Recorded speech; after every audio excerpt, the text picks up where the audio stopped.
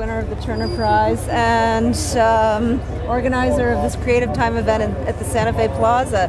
Thank you for agreeing to be interviewed by Adobeairstream.com about conversations about Iraq. Okay, so tell me about, do you have a political agenda in running this project? No. I mean, I have my own political views, but they're not expressed within this work as such.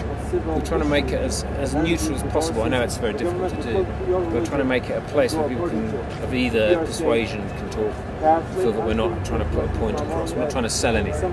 I see, okay. And so in the conversations that you've had, do people approach you? Do you approach them? How is that working? Well, we give out this flyer, which helps, and then people come to us and they ask questions and so on. And, so it's pretty straightforward as a way of doing it. It's usually based around the flyer, and also people are interested in the car, which is really obviously a great conversation piece. Exactly.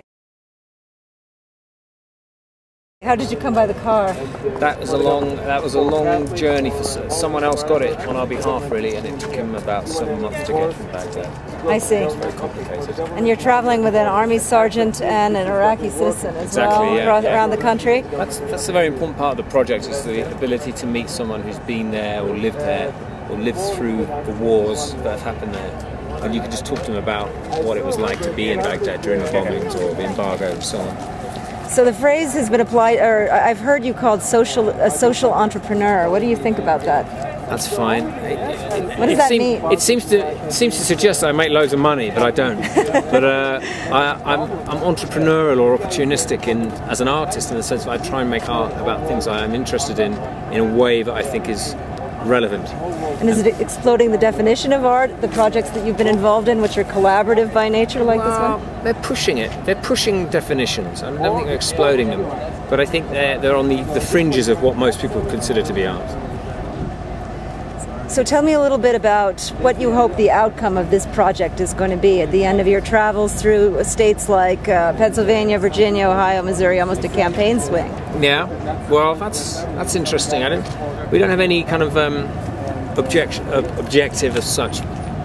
We just want to arrive safely in Los Angeles, and we're not trying to change people's minds or change the world in any way. We're just trying to put some information out and put this object on the road so people can see it. And the blog will continue. The blog that's been running at conversationsaboutiraq.org will continue after the fact, or that'll stop on the last day of our trip. I see. But that will stay up with the films and photographs and so on. Okay, very good.